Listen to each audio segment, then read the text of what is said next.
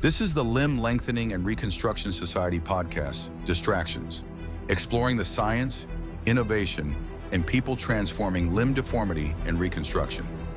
LLRS is thankful for its podcast industry partners, Diamond Level, Orthopediatrics, and Garnet Level, Smith & Nephew. In this episode, we join Dr. Dave Frumberg and his guest, former LLRS President, Dr. Steve Quinnan. Welcome to the Limb Lengthening and Reconstruction Society podcast. We're here at the 2025 annual meeting. I'm Dave Frumberg from Connecticut, and I'm here with Stephen Quinnan. Why don't you introduce yourself? Absolutely. Thanks, Dave. So I'm Steve Quinnan. I practice at the Paley Institute in West Palm Beach, Florida. And we're here to have a very exciting talk today about new technologies. Yeah, so in the spirit of the meeting, the annual meeting is just constantly new technologies. And this is my, I think, 8th annual meeting, so I'm a little bit behind you in the society, and it's just shocking. So I guess my first question for you is, do you think we are one of the leaders in technology as far as orthopedics goes, bone biology, things like that? I think it's clear that our field has been moving forward at a faster pace than virtually anything else that's out there. The changes that we've seen in limb lengthening, in limb salvage and reconstruction are absolutely phenomenal over even short periods of time. Is there one thing, like when you first started out, where you were like, this is so barbaric, we need a better solution, and then you feel like maybe we've gotten to that point? Definitely that's the case. You know, when we first started out and I was learning, a lot of the things that we would do for severe fractures and bone loss, limb lengthening, had to do with the use of classical Izarov fixators. And it's sort of an interesting phenomenon because at first it is so magical that you can create new bone and new tissue, and you can actually make somebody taller or a limb longer. Just seeing that in process is fantastic. But the reality of it was that it was pretty burdensome. The time required to get that to the end, the inconvenience of some of the devices that we used and the associated fixation points, they were really a major detractor and a challenge for everybody. Yeah, it probably gave it a little bit of a bad name, I would imagine.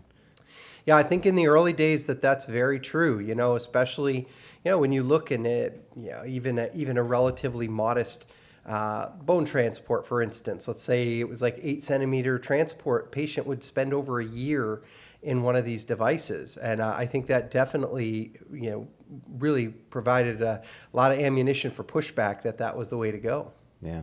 So how'd you get involved in this whole advancing technologies and society? Was it for you, man, my patients are really struggling, or did you just love the idea that the technology was ready to boom?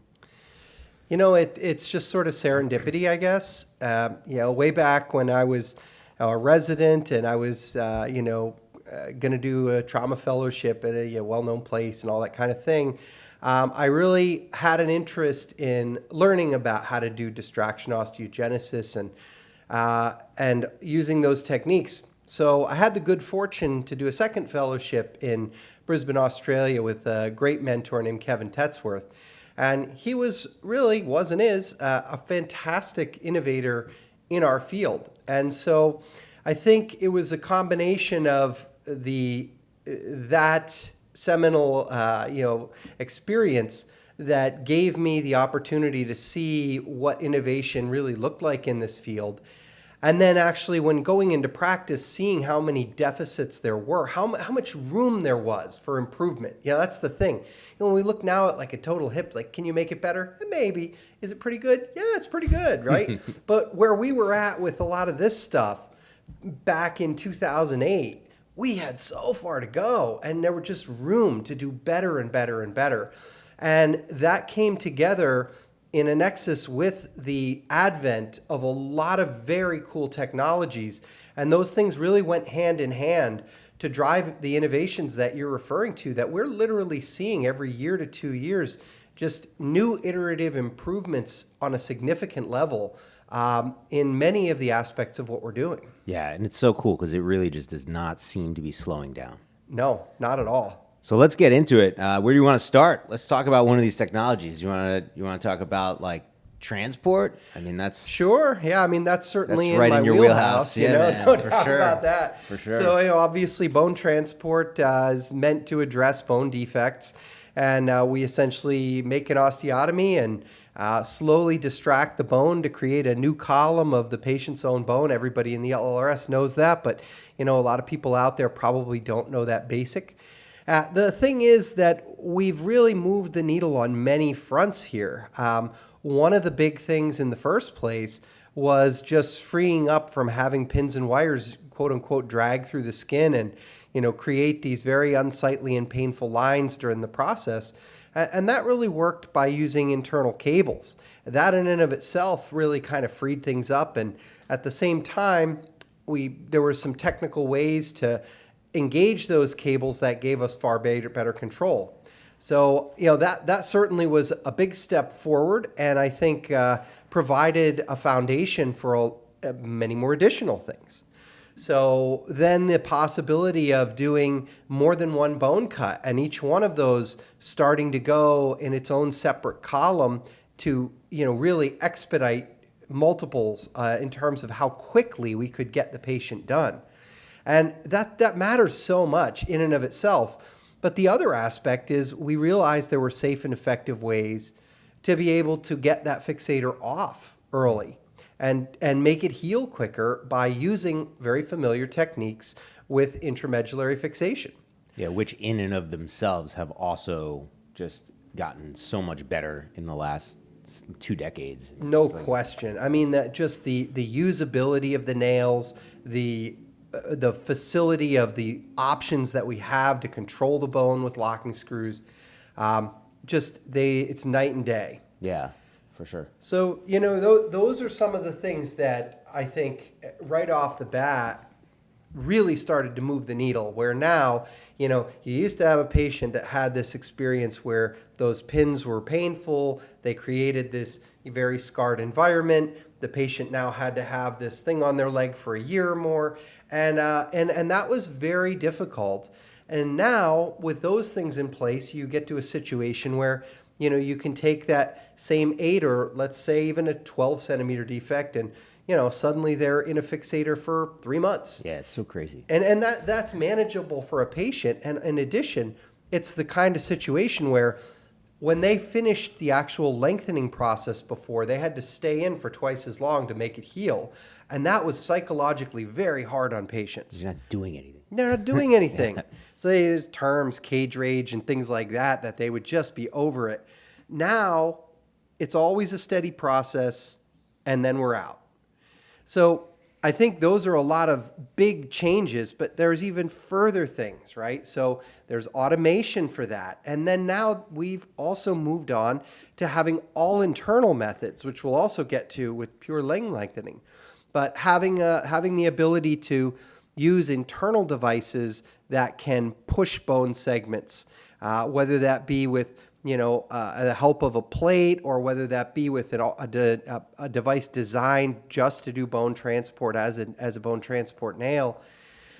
It's actually provided the opportunity to be able to do some of this without any external pins and wires, which is certainly an amazing step forward. And I think that as we continue to see the development of these technologies on both fronts, they're all moving forward to make us better and more effective. Why do you think the LLRS is so good at adopting technology so quickly? Like, what is it about us? That's a great question. And I think that you're really on point there. I mean, at its very heart, I think that the LLRS, it is composed of people. We're just crazy. We're nuts. Who, for whatever reason, whatever drives them in their head, they do things not because they're easy, but because they're challenging. And they want to be able to overcome and reach new boundaries. And it's kind of the very essence of what we are. Yeah, love that craziness. And someone gave us microphones All right. So let's talk about something that I think is a little more familiar to a lot of people, which is lengthening nails. So like when I came into practice in 2017, they were already out, which is cool because like I don't know the world of lengthening without a lengthening nail. I mean, we did rails and stuff when I was a resident, but that was just miserable rails.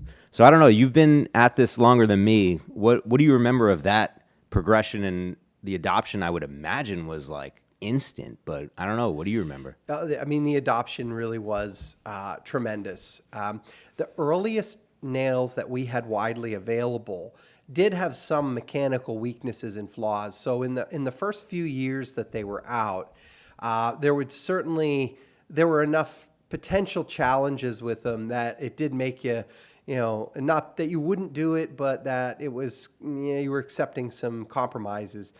But those nails evolved relatively quickly. And once the improvements in the mechanics of it were there and it became reliable, there was really a paradigm shift in internal lengthening being the preferred method if it was at all feasible to do it.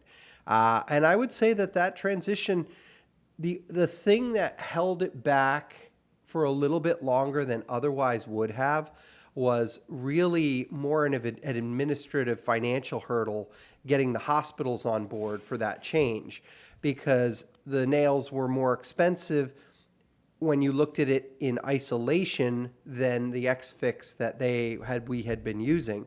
Now, when you looked at total cost of care and all the other things related to it, that's not really true. But those arguments had to be made, people had to be convinced, and it took some period of time for adoption to trickle down to many facilities, even though from an intellectual side, I think it was pretty quick that people saw the value. Yeah, I mean, the human part of it, the patient experience was probably worth everything, but I know it's sometimes hard to sell that in a boardroom or to someone. What do you remember of like the initial challenges of lengthening nails? Like what were they? I mean, there was a number of things that were just inherently different in how you had to think about it. I think for a straightforward, just short extremity that needed some additional length, the learning curve on that wasn't too bad. The only thing that sort of crept into the picture as a newer issue really had to do with something that was different than that prior to having these, the number of people that really did this work was more limited. And those people tended to be pretty familiar with what was needed in terms of soft tissue management to prevent severe contractures and other things of that nature. So when it started to be that this was a more commonly done thing among a broader audience, there was a lot of lack of education and knowledge in a broad number of people doing it that really had to catch up. And so I think for straightforward, relatively reasonable lengthenings, that was one of the biggest ones. And then you also had to be a little bit thoughtful about what your patient was going to do in terms of compliance and their overall stature, because of the potential for failure of a telescoping nail if you overwhelmed it. Yeah, makes sense. I want to talk a little bit about the relationship of our membership and its thought leaders with industry. I mean, the development of lengthening nails is a great example. Just people who were well respected in our society, just looking for the next thing for better care and just coming up with something. And that seems to be a recurring theme with all the technologies that we embrace. Do you remember any of that? Or Yeah, for sure. No, that's definitely true. Even from the early going, that was definitely the case. And then as the evolution of it and the refinement of that went on, there was intensive involvement on both sides. And I think that the people in this society, they tend to be very clever and very inventive, and they come at these problems with a very good vision of what might be possible, and then the industry partners are the key to be able to execute that on a grand scale. And they've become. I've seen a huge change in this regard from the early days.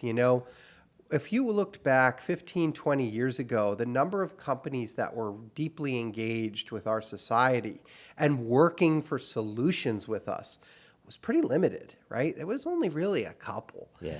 And these days, that is not true at all anymore.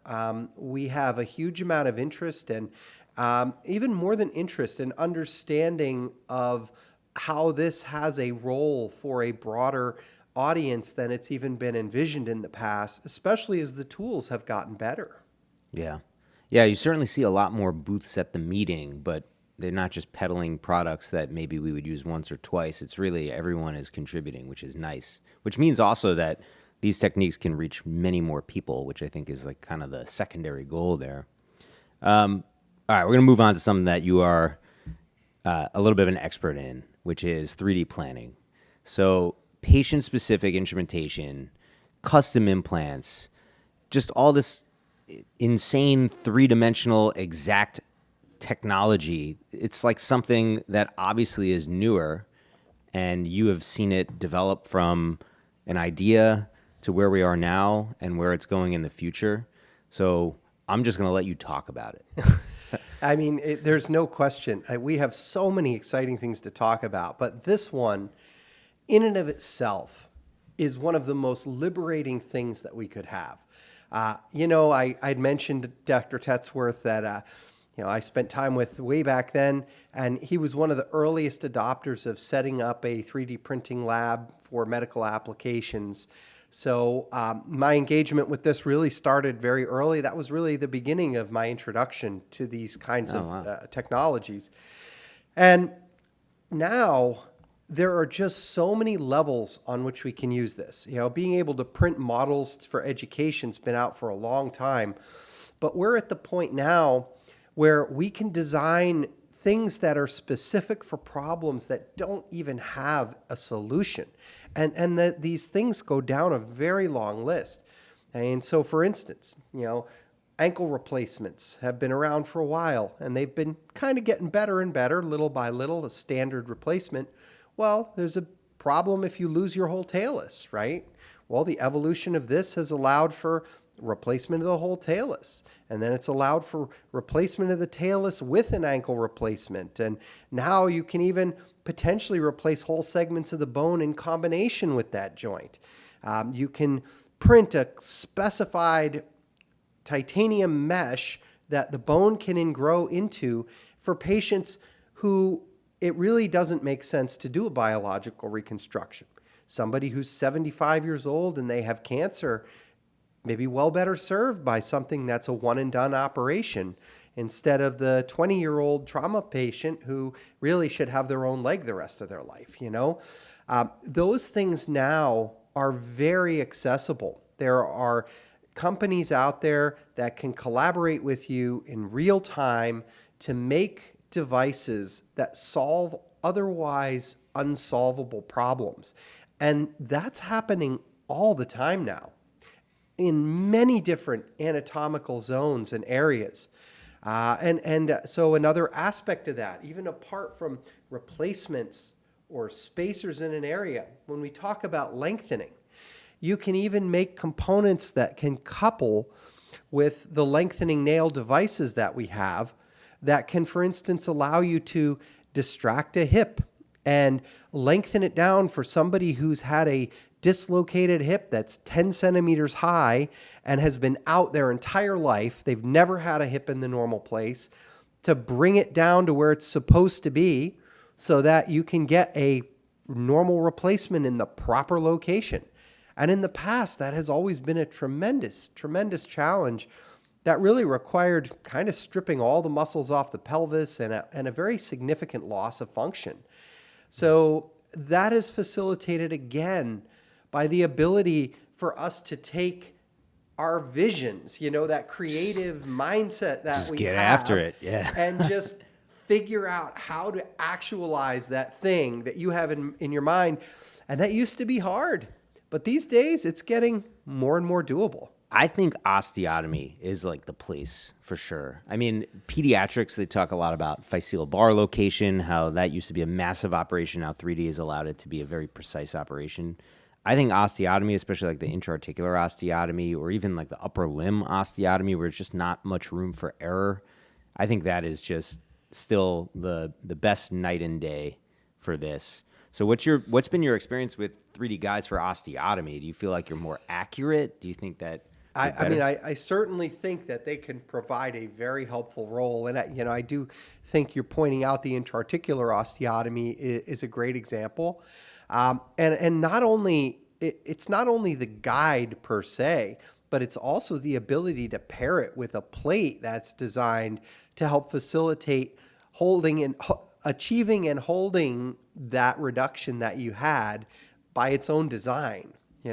That combination, I think, is really a game changer for us. Kind of pre-drilling in the non-corrected position, so that when you correct it, all you have to do is apply the fixation. It's like the easiest it's thing in the there. world. Maybe even has a little mini wedge to hold the cortices in the right, the right span, so that you're pretty much you're hitting it on the head because it has the right gap in the right place with the right screws. Yep. And I think, that's just another example of using this really multidimensional technology that is maybe better at anticipating how to get to that final outcome.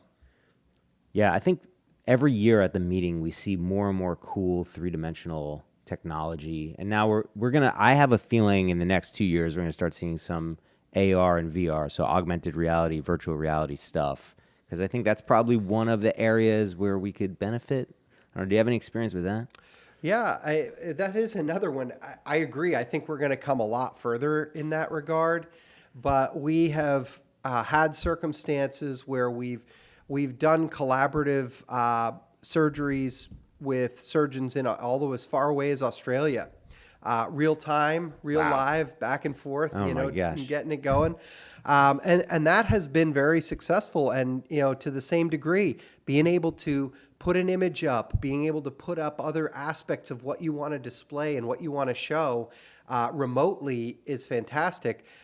I haven't necessarily used it for pulling up things from my own stuff for my own cases yet, but I think that is certainly something that is very likely to be in the near term something that we're able to start doing. I'm just picturing you in a Zoom meeting with Kevin Tetzworth or something, and he's telling you on the lenses. Drop your hand, Steve. Drop your hand, Steve.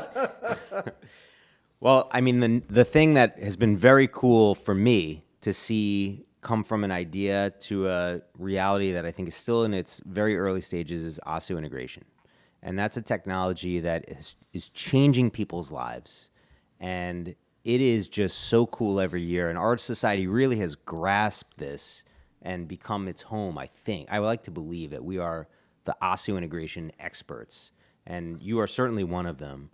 So why don't you tell me about that technology, how did it even start? I don't even know how it started, and then where it went. I mean, I know Kevin has done a bunch, and he's obviously influential, but where are we now? Yeah, I mean, so osseointegration, just, to round it out, it is a bone-anchored limb where we have an implant that's anchored into the residual limb of an amputee that allows for direct attachment of prosthetics. At its essence, that's what it is. And, it started in 1990. So its roots are quite long now.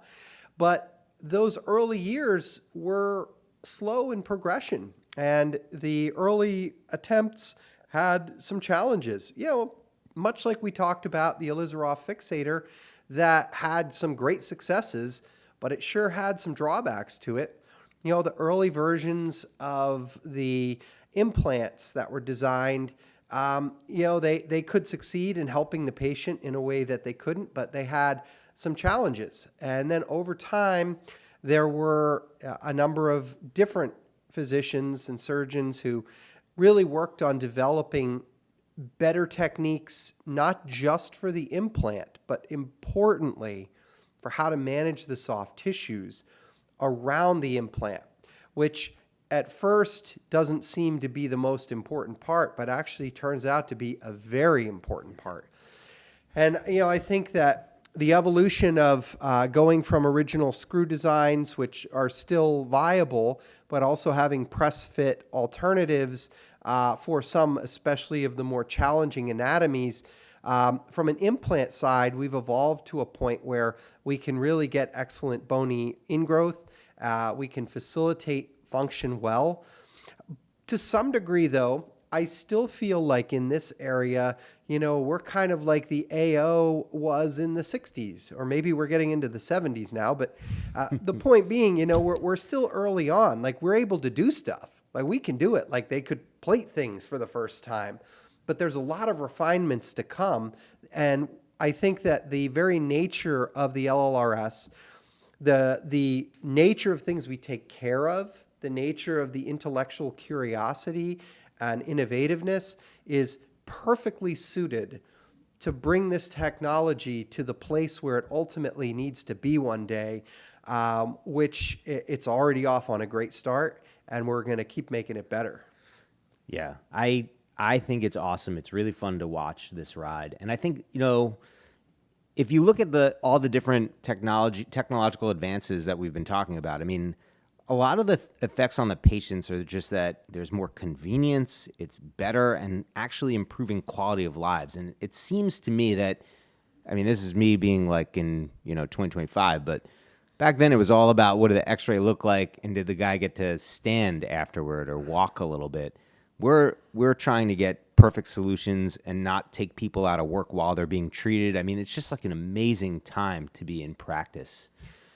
I couldn't agree more. I mean, if we go back, 15 or certainly 20 years or so, the goal was to achieve a salvage, right? Yeah. It was literally salvage. Literally just salvage. See what and you can get on the other side. See what you can get. And some of the standards for what was there, a few centimeters of leg length difference, it's fine. It's still a great result. It's like we're really at a different level of expectation of ourselves and of what we can do for our patients. And I agree with you. We're looking at how long it takes. We're looking at how long they need to be out of work. These things matter, right? Yeah. They matter to people. And at the end of the day, we're really now kind of focusing much more strongly on ultimately what really matters most to the patient. What really matters most to the patient is that they can go out and live a normal life, right? Yep. They can function in the way they want to function. And it's not to say that in all of these things we're talking about, we can hit that every time. That's a hard mark for some of these problems. But that is the goal. That is the idea. And I think we're more targeted on it now. And especially with osseointegration being just getting better and better and better. I mean, as another tool to restore function, we should be the people that patients come to say, this is my situation. I want the best function on the other end.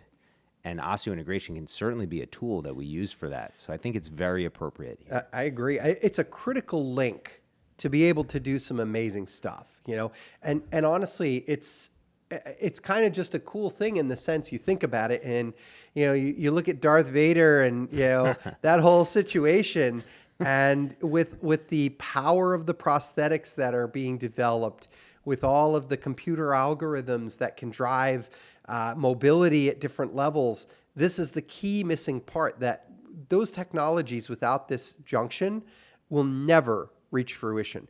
This junction can then facilitate potential outcomes that are from the science fiction realm. And it's really not that far away. Like, it's on the horizon. It's coming. It's like here, very close to here. Yes.